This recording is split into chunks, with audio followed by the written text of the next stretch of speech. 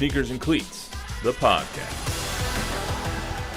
Welcome back to the Sneakers and Cleats podcast. It is Thursday, July 24th. This is episode 214. Matt Roy, Chuck Miketinac, Don Harris on tap. Do you not hear me? That's got a lot of music and not enough of you. Oh, that's nice. You want to hear me more than the music? Yeah. Can't never get enough Matt Roy. Well, you guys will... We have a lot going on for a Thursday in July, which is surprising but nice. A lot of Spurs minor moves to talk about. David Jones-Garcia gets his two-way deal with the Spurs. Lindy Waters, the third, is signed to an NBA deal. If you knew who he was before 2 days ago, you are a better man than I.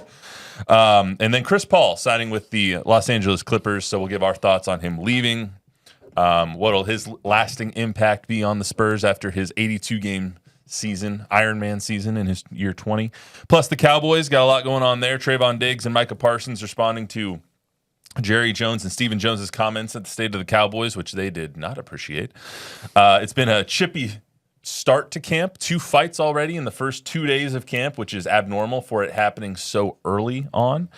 A lot of reports that defensive ends Donovan Ezeriku and Sam Williams have been wrecking practice in good ways, except for Sam maybe being a little bit too aggressive on a couple of things.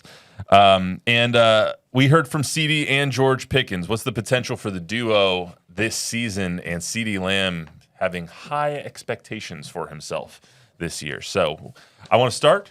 What's the zip code 214, guys? 214. Anyone? Dallas. No. I couldn't even venture a guess. Wait. Tuscaloosa, Alabama. Do you want me to give you a hint? Yes. No, it's Dallas. Let me make sure. It's Dallas. I'm pretty sure it's not Dallas, but I'm pretty sure it is. it is Dallas. You're right. Oh, Damn it. I got too confused. I should have known that. You're right. I thought it was actually I can't say what I thought it was because that one's coming up in 2 episodes. So we'll get back to that one. We'll get to that one later. But anyway, yes, it is the Dallas area code. So 214, Dallas area code.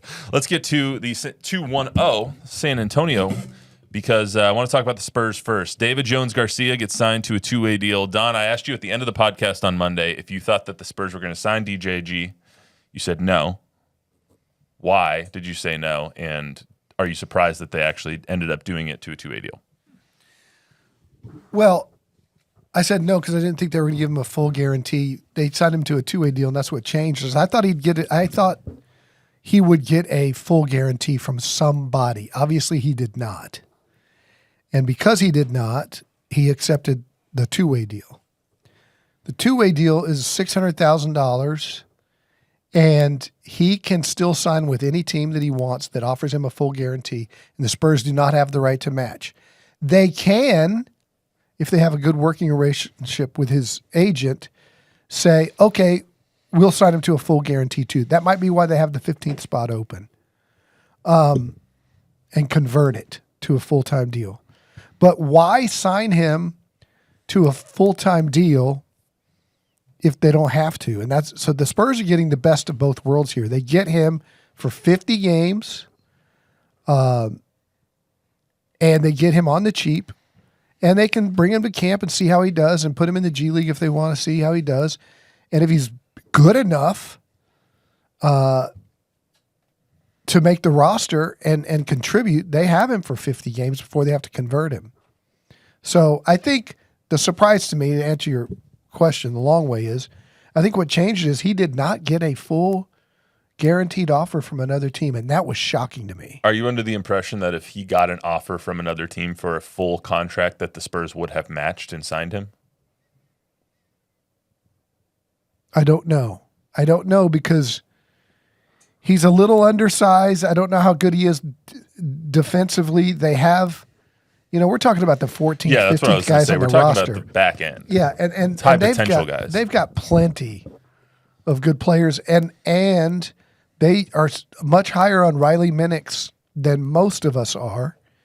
And I know they pretty much are hoping that Riley can earn a spot. So right now they have all 3 two-way deals taken up: Ingram, Minix, and Jones-Garcia. Isn't Ingram still on a rookie deal? Yeah, but he's a two-way player.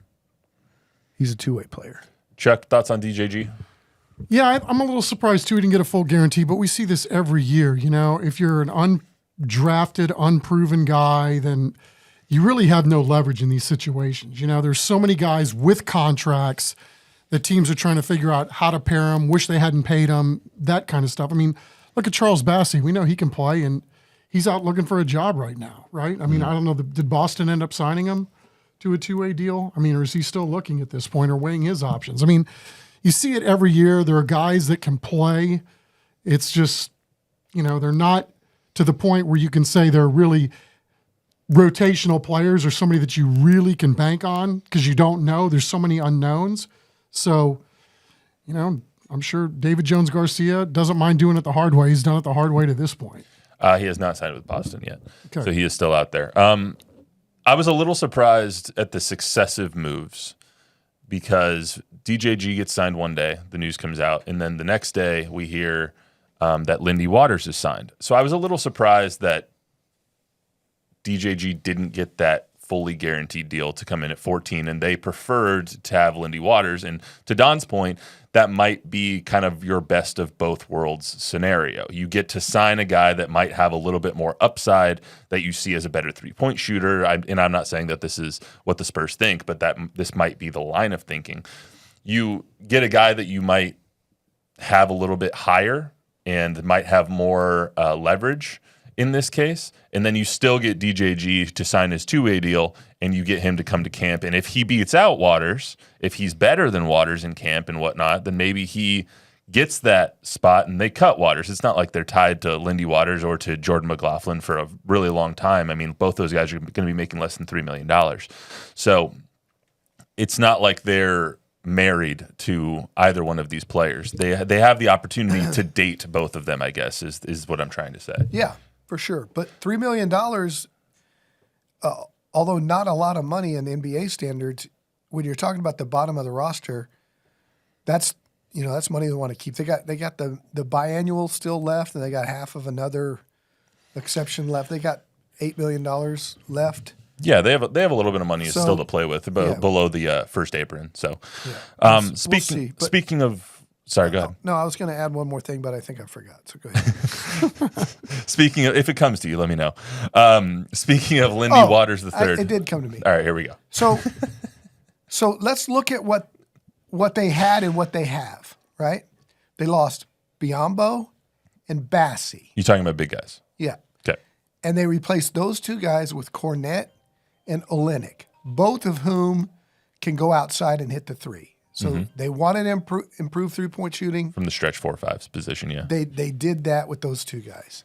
And I think it's an overall upgrade for both of those guys. Those guys are proven veterans over Bassey and Biyombo. Yeah, those guys are cheaper and are what they wanted Zach Collins to be, but never ended up being. They added, at the very bottom of the roster, they got DJG, Lindy Waters, Blake Wesley, Malachi Branham. 6 of one, half dozen the other, talent-wise. But these guys are specialists in that they shoot the three a lot better than those other two. And Lindy Waters is 6'6" and long and can guard, and has been well thought of in the Warriors organization, although they traded him to Detroit last year. So it's just same type of players, different names, roles. different names on the back of the jersey. Well, different. You know, you're getting guys who can shoot the three, and you're getting guys who can defend. And although Malachi and Blake was really fast, and Blake was a good guard to guard point guards. Good dude too. But he wasn't really long, and he wasn't really a good 3-point shooter.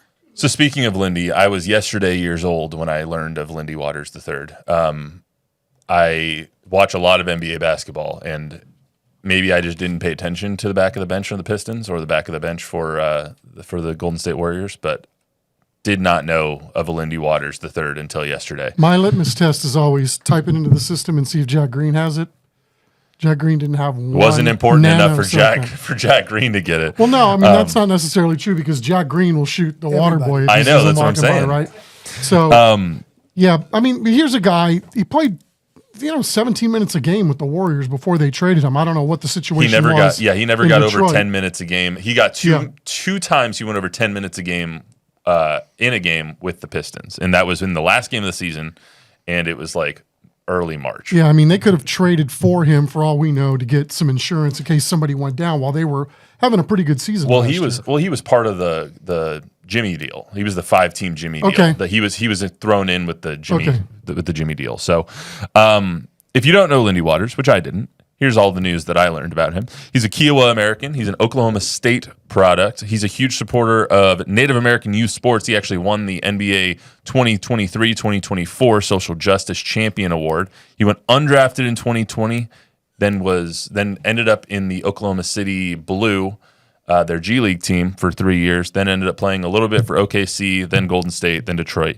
Now he's with San Antonio. So I think we've kind of given thoughts on the deal, but thoughts on them signing a back end of the bench 14th roster spot guy like Lindy Waters to I think they're bringing these guys to camp to see who can stretch the floor.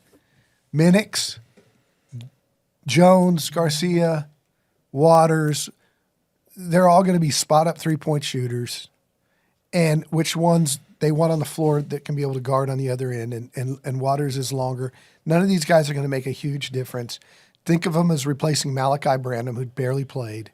So it's guys you need in a pinch, guys you need when injuries happen, and guys you can get on the cheap that can be able to give some good competition in practice. Yeah, I was one of those guys that was holding out that maybe they were just holding on to these roster spots to maybe because there was some angling going on behind the scenes that they were going to try to make something work, and sure not looking like that's going to be the case. But, they got 5.1 left on that biannual exception.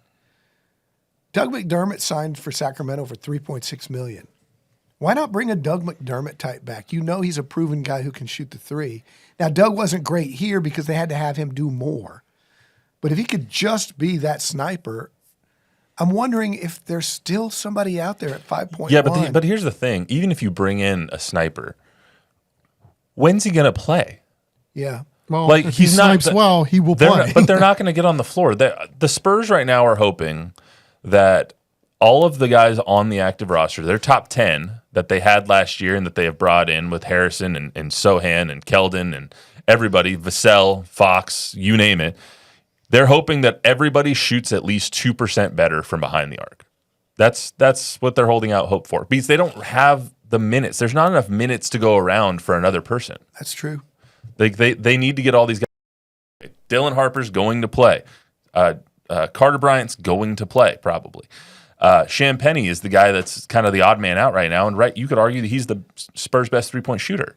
Harrison Barnes, too. Harrison Barnes is, I don't know if Harrison's going to last the entire season with the team. Like, they have so many guys to get minutes for to see exactly how this roster is going to shape out that, we're talking about Lindy Waters and Jordan McLaughlin and DJG and Riley Minix, and those guys are literally never going to see the floor, except for when there's a blowout in one way or the other. So, to me, the big question of the season, with Pop being gone and Mitch coming in, Pop was good at two things, right? I mean, his X's and O's. Just two things. We saw him change the game from being a 75-point champion against the Pistons to beating the Phoenix Suns at 7 seconds or less and scoring 130, right? So he was able to change and adapt X and O wise.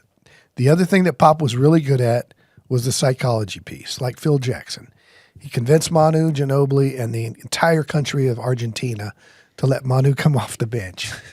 And he navigated things like benching Tony Parker for Speedy Claxton, but not losing Tony for the next season or whatever, and alienating him and him wanting to go somewhere else. He handled Steven Jackson, who was a complete nut job. There was a lot of psychology stuff that Pop was good at.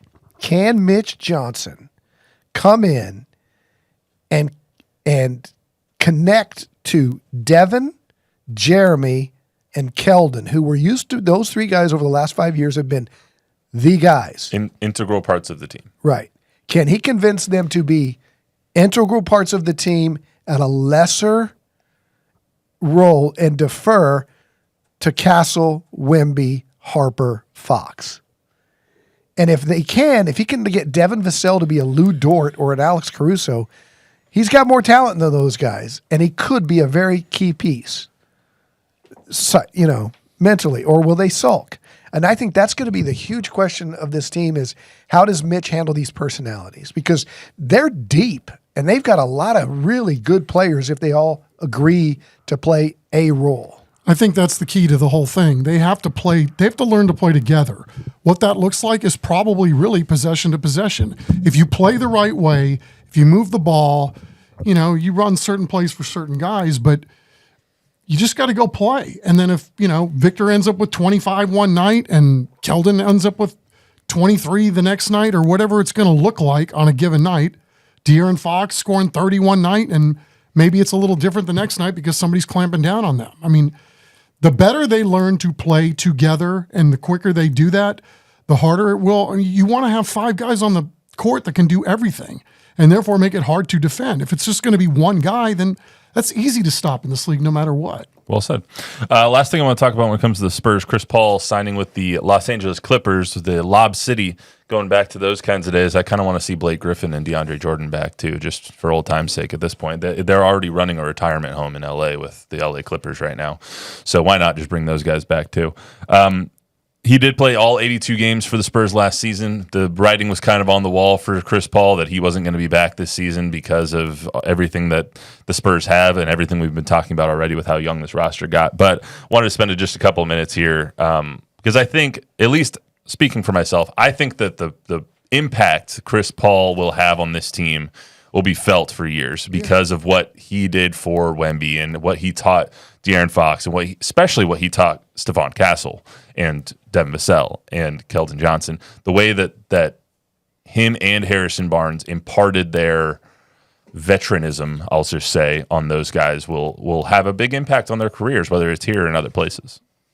For sure. He was great while I was here. I was worried when they first signed him that, you hoped that he would be what he said he would be when he had the conversation with Pop. He was all of that and more. I never expected in a million years he'd play 82 games. And, I think he was a lot. I mean, he admits it. He's always a lot. He never stops talking. And I think he's a good 1-year guy that, if he comes back for a second year, some of these young guys might start to tune him out. But I think he served his purpose. And to me, him and Harden and Kawhi, that's going to be fun to watch. Bradley Beal. Yeah, that's going to be because fun to watch or hard to watch. Hard, like fun to watch it implode. That they might not play a regular season game together. True, but remember when he was with Harden and Westbrook in Houston, and I mean, everybody was ready to give him a championship, and they couldn't get along. Well, I would argue that Chris Paul and James, if Chris Paul's hammy held up in that series against the Golden State, they would have won that series.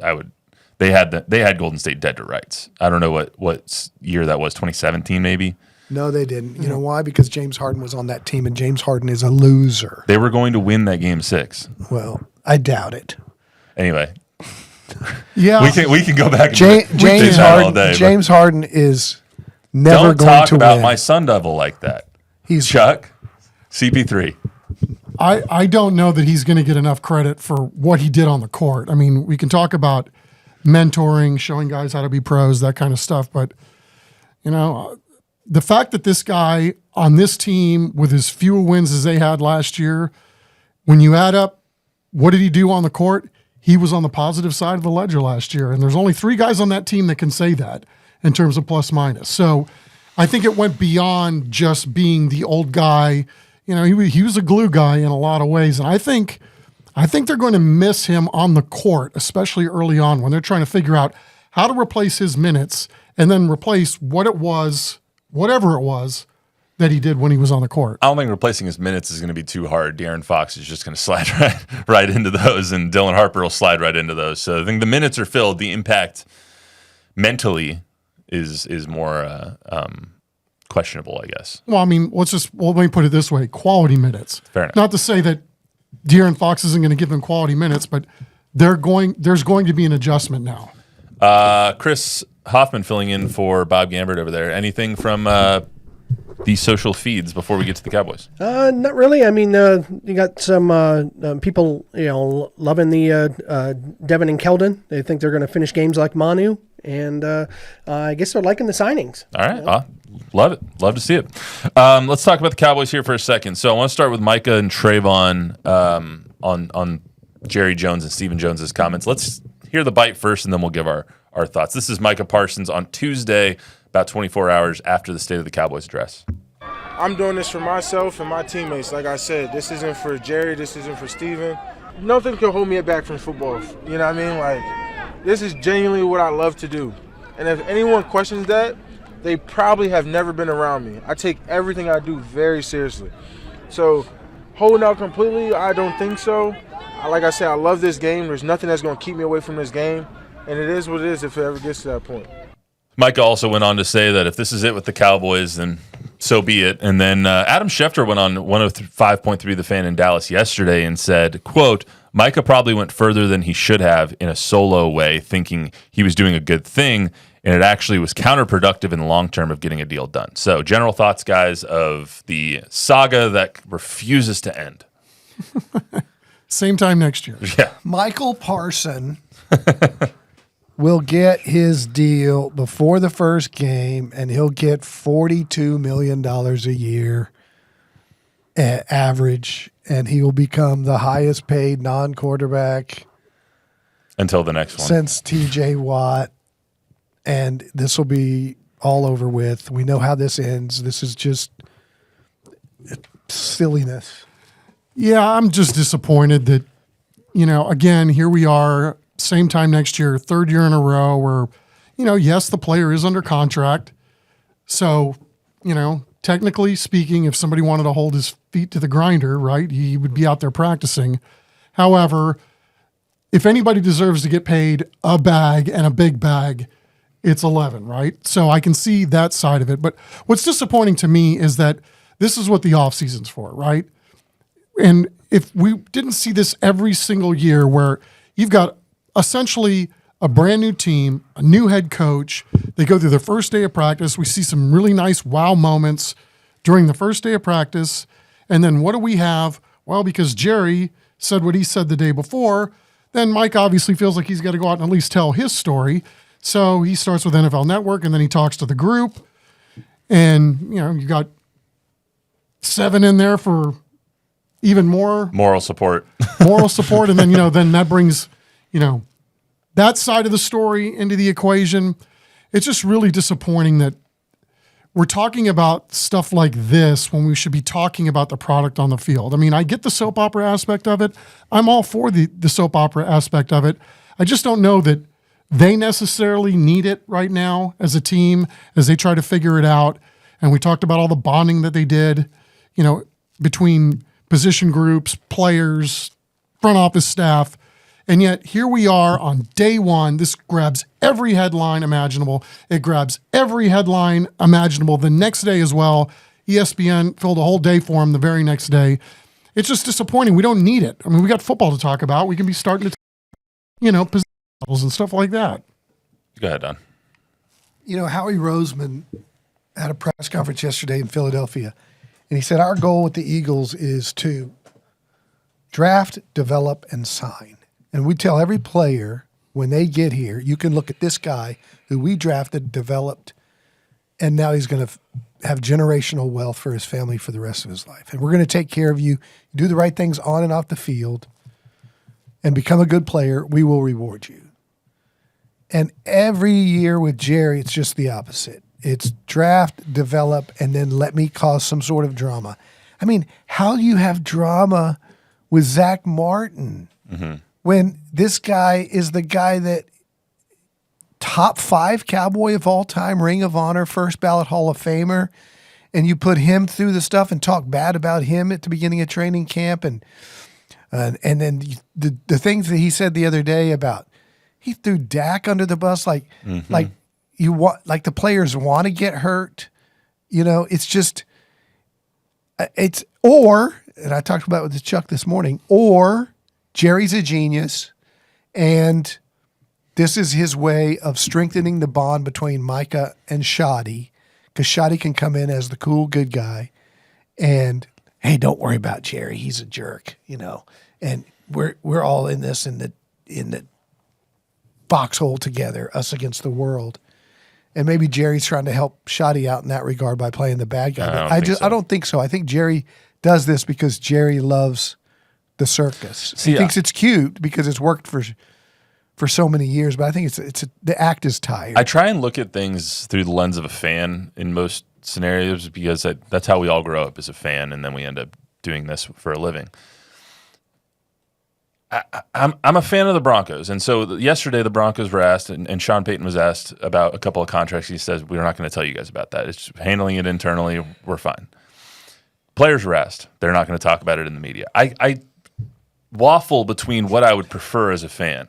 Do I want them to talk about it in the media or do I not? And I think I'm erring towards the side of just shut the hell up and get it done. Like, let's just move on to the football aspect of this. We wait 6 months to talk about football and to see what happens in training camp and what position battles are going to go on. I would much rather talk about the defense and who's going to fill the nickel spot when Deron Bland inevitably goes down and when Trevon Diggs comes back and what the running back battle is like, then talk about Micah Parsons reacting to Jerry Jones's comments again. It's such a tired act at this point because we do it every single year.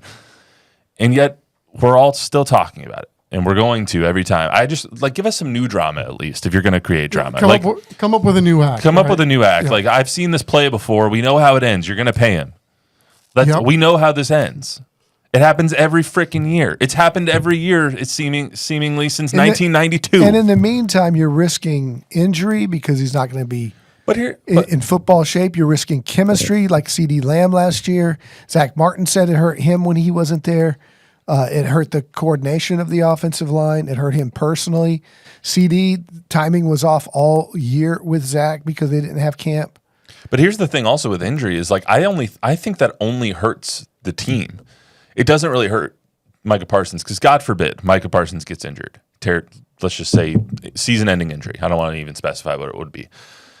He's still going to get it back. Unless it's a career-ending injury, which is rare with modern medicine, if he has a season-ending injury and the end of his Cowboys tenure is with him getting carted off the field, he's still going to become the highest-paid defensive player in the NFL. Well, it might cost him $1 million or $2 million. Yeah. It's not going to cost him $10 million per year on a contract. Him being there and him competing and him being in training camp it makes him look a lot better than it makes Jerry Jones. The problem with that though is because there's no guaranteed contracts. Like Micah Parsons, you can't take any risk at this point. And so, the fact that he is at least in camp tells me a lot about the guy. I mean, he's not doing much obviously, but I think that says something about him, and hopefully they'll figure out a way to get this done. But you're right; it's a tired game, and it's time to figure out something else to garner attention. Other camp observations. Let's move on past that. We don't have to talk about Trevon Diggs. He expressed that he was frustrated with the Cowboys' frustration with him. So, that's just is what it is at this point. Other camp observations through the first 2 days going into today. Schottenheimer obviously talking right now as we record this. I feel like the league knows what happens when I'm healthy and I have Dak for a whole season. But if you don't, I will happily show you what it's going to be like this year. Honestly, I'm a dominant receiver. I don't like to speak highly of myself, but I can't wait to show you guys. That was obviously what C.D. Lamb said yesterday, and a fiery comment from him. I love to see it because last year he was hampered by that shoulder injury that knocked him out for the final couple of weeks, and it was just... Last year he was hampered because Dak couldn't throw the ball in his area code. Well, Dak wasn't throwing him the ball for half the season. Well, true. But even when he did, he couldn't... Remember how frustrated... CD's been really frustrated with Dak the last few times we've seen him on the field. Either it's timing... But he was also frustrated because he hurt his shoulder and he got slammed down. He addressed some of that yesterday where he admitted that he wasn't running his routes precisely enough for Dak. And he took ownership of a lot of things that happened last year and said, hey, it was me, and I've had to grow and learn. And so, what the quarterback is seeing, and that, even if you miss one step in your route, what that can do when somebody's barreling down on the quarterback's ass and Throws he's off gotta the try to timing, yeah. Yeah, so, to me, I thought what was fascinating about listening to him start to finish yesterday was, man, he sounds like a grown-ass adult that's been in the league for 30 years. I mean, something happened with him this offseason. I think he's ready to take probably the next step in the leadership realm. And, I mean, he just sounds like a really mature guy. Despite his age. He's Completely looking at that agree. deposit slip every 2 weeks. Well, some guys go the other way, though, right? I think that this George Pickens trade has done wonders for CD. One, his attitude. I think it showed him that like what can happen when you have a true number 2 on your team. And it's a 1A is what they'll say, but it's a true number 2 on your roster, which is great. They haven't had that since CD's rookie year with Amari Cooper, and then they traded Amari Cooper away, and now he's been the number 1, and he deserves to be number 1. He is a top, just to be completely conservative, top 10 receiver in this league. He's probably closer to top 5. So where's Pickens? Pickens is a top 25 receiver in this league, but Brandon Cooks is no George Pickens. Correct. So having those two guys, I think the excitement for seeing those two guys opposite one another and what the offense can be with those two is growing every single day of training camp. Can Pickens in the right offense be as good as CeeDee Lamb? 100%. And if Pickens does it this year, then he's going to get paid next year. 100%. And, I don't want to slight Brandon Cooks either because, Brandon Cooks was playing through a lot of stuff. I mean, staph infections on surgically repaired knees that, he was having in season. I mean, it's no dig at Brandon Cooks, but. Yeah, I mean, he wasn't the same George guy. Pickens is a better receiver. So we'll see what happens.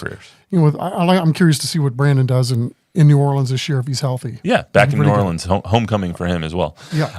Other 2 observations real quick. Cowboys camp, they had 2 fights in 2 days.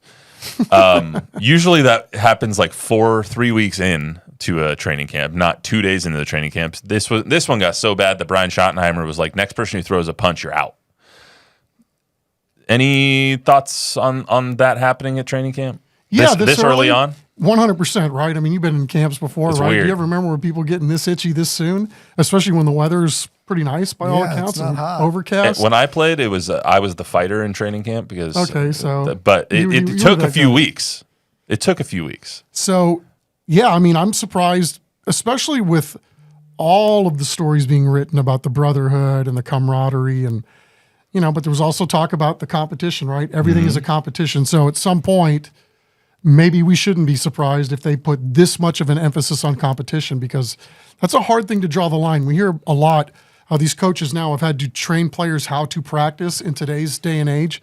Like, because you want to be competitive, but you don't want anybody going to the ground, and that's where the coaches really get pissed off. There should be a class, or at least like a couple of minutes from the coaches of like how you fight in training camp, because I will never understand why people throw punches at somebody with a helmet on. Whenever I fought in camp, I would try and at least rip the helmet off and then throw a punch so I don't break my hand. Like, you can't see red and just start throwing punches Well, we at had helmets. a helmet ripped off yesterday. Yeah, you're gonna break your hand if you try and punch someone in the face with the helmet on. Like, your hand is not stronger than that, I promise you. Yeah. I've seen somebody break their hand in college before. It's not a pretty sight, especially when the coach is like, "You are a freaking idiot." So, and everyone runs because of it. So, if you're gonna fight in training camp, at least try and rip the helmet off or go after someone without a helmet on. So that's my Or do it 2 like cents. Lamar Lathan used to do it. Remember the old Oiler? That big beastie guy? I saw him. It was the saddest thing. Spencer Tillman, you guys know the broadcaster, Spencer Tillman. But Spencer was a running back at Oklahoma, very good, came to the Houston Oilers. He decided to challenge Lamar Lathan for some reason, and Lamar Lathan picked him up and body slammed him like he was a 3-year-old and got on top of him and was choking him out basically, and they had to split him apart. And Spencer Tillman, for some reason, thought, I can't back down, or he thinks I'm a wuss, so he's talked again, and he ran after Lamar Lathan again. And Lamar turned around, picked him up like a rag doll, threw him down, body slammed him to the ground, jumped on top of him, and started choking him out until people pulled him off. Spencer went for a 3rd time. Same thing happened. Lamar Lathan never had to throw a punch. And I just was thinking, and we also saw that dude with his shirt off. That's the biggest, baddest man I've ever seen in my life. Speaking of big bad men who body slam other men, R.I.P. to Hulk Hogan. Yeah. That just came out a couple hours ago. The Hulkster dead at 71 after a cardiac arrest at his home in Florida. So R.I.P. to one of the greatest wrestlers of all time. Yeah, I mean, we have a couple of IDs from him, and I mean, the guy, I don't think he ever said no to anybody. He was always super friendly. You know, he had this persona, tough guy in the ring. And the remarkable thing I always found fascinating about Hulk Hogan is if you say to him, hey, Hulk, would you do something nice for our sports show and say, hey, I'm Hulk Hogan, you're watching Maximum Sports. He would go into some dynamic shtick that he had on the ready and what you gonna do. And he would nail it on the first take, and it was always something different every single time he did it. I mean, the guy was absolutely amazing, and I mean, I think on a lot of levels speaks to, you know, his ability to, you know, cognitively put things together. I mean, there was a lot inside that guy upstairs, and, you know, not just what he looked like and what he brought to the entertainment world. He played a great character. Yeah. He was one of the greatest entertainers of all time, and not just one of the greatest wrestlers of all time. Like his character of Hulk Hogan never went away. That persona, he just embodied the very shirt ripping off. What you gonna do, brother? Like all of that stuff. It was just, it was great. Never once took a performance enhancing drug. Right. Nudge, nudge. What counts as a performance enhancing drug? Winnestrol, what did they call it? You would have needed a horse tranquilizer to take him down at a certain point. Anyway, that's all we got. Tan. He always had a great tan. He always had a great tan and half of a head of hair. And a nice man, too. Yeah, very That's much. what I think he'll be remembered for the most. Anybody that encountered him, unless you were Andre the Giant or something. Yeah. Oh, they're giving each other a big hug in heaven today. So remember to download, rate, review, subscribe, give us a 5-star rating, tell a friend, tell an enemy. We will be back. Actually, I won't be. Chuck and Don will be back on Monday with more. See you then.